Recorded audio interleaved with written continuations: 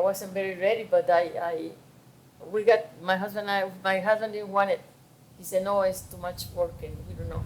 The people from the church, they used to tell me, no, don't get into it because it's too much work.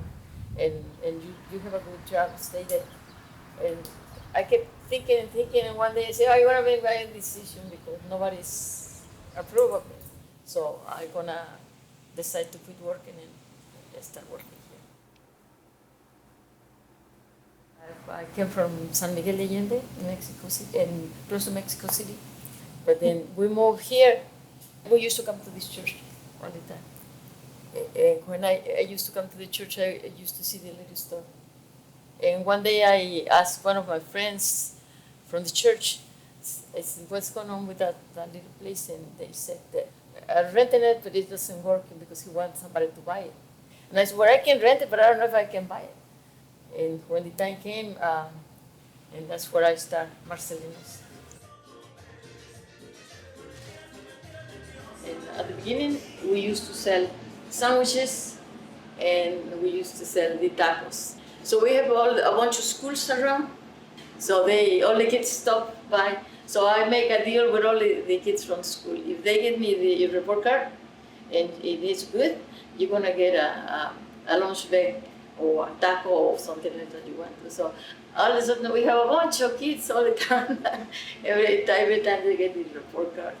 And then the parents start coming and they saw we had tacos and we have everything. So they start buying lunches and sandwiches and we start growing.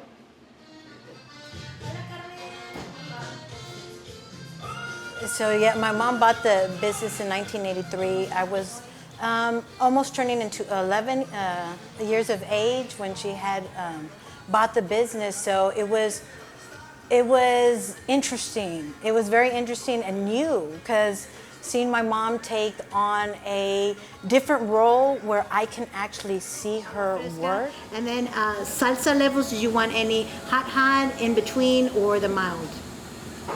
Let's do mild. I got to go to salsa. Seguro que sí.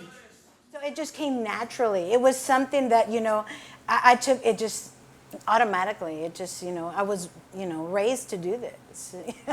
she come up with the recipe for the salsa ranchera. I love to cook, and so that's my passion right there. Is like the main menus. My mom came up with, the carne guisada, but she is like the main key of why we are so successful today. She educated me and my sister very strong and beautiful, women. We take that role very beautifully, and in the home as mothers, as wives, and as daughters, we take that role very beautiful, and it's because of Maria. It's because of my mom.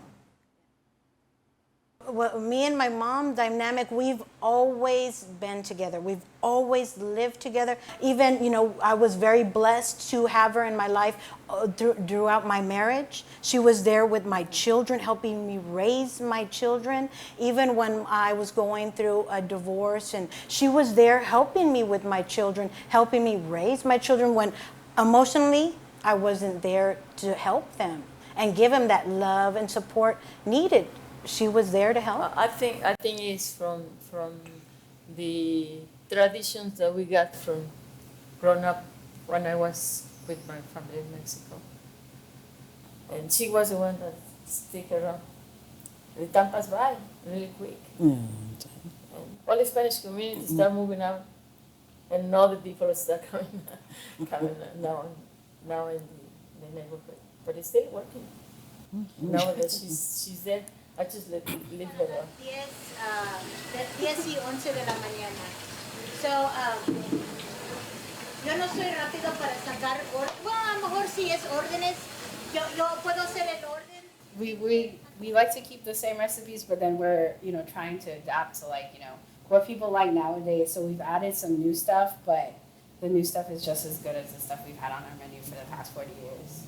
So it's definitely a place where you can catch up with old friends and meet new people, and so we would like to keep that tradition going. Yeah, like a sense of family, coming to your grandma's home and having that meal. And that's why I'm so proud of my workers, because they take every, they make sure to do every recipe, like I have it because it's come down from my mom, it's come down from me, you know, it's gonna go passed on to Marcela. These are recipes that we've had, you know. No, if somebody asks us for the recipe, we'll give them. And we do, and we had so many workers that had worked here from the past have moved on and opened their own businesses because of the experience here. Or they go to work for You know? other places. All those changes before the gentrification. It was primarily a Hispanic and Black neighborhood, so you know a lot of the opportunities were here for them because that's who lived here. See, they used to tell us all the time, before you move from East Austin, think about it, and because you don't wanna find the same help in other places. We want to stay here as long as we possibly can, but definitely like, you know, the city and stuff, they don't make it easy. They like, you know, they try to go after you very subtly, but you know, we try to fight back as much as we can. I don't love cooking as much as my mom does. I love baking. So I'm hoping to like maybe in the future expand and add a bakery here so that way I can keep like their legacy and then start doing what I love as well. I mean, I definitely wouldn't be anywhere without these two. They're my number one supporters. They always have my back, even when I'm in the wrong. And so, yeah, like I wouldn't be where I am today without them. I say to the world, just be patient and loving with self, you know. That we tend to forget. I see how hard women work, and we always put others first. We got to take care of the children. We got to take care of the wash. We got to make sure the husband's well fed, the lunch, the groceries. We always leave ourselves last. And I think that's the wrong way to do it because we have to put ourselves first because we are the head of the household. We make sure that our family is well taken care of. We have to learn how to put ourselves first. Because the woman is the heart of the family. Yes.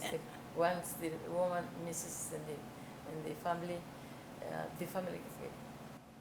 is cut. Yeah, we just lose our family. Our family tends to scatter after the mom dies. You know what I mean? So we always have to put ourselves first. You know, take care of our needs. Make sure our needs are met so that way we can make sure our head is in the right place. Our heart is in the right place. Our emotions are in the right place. So that way we can produce something beautiful. Bring something so spectacular into this world. You know what I mean? Let's produce something wonderful. Okay, I know. Oh, yeah.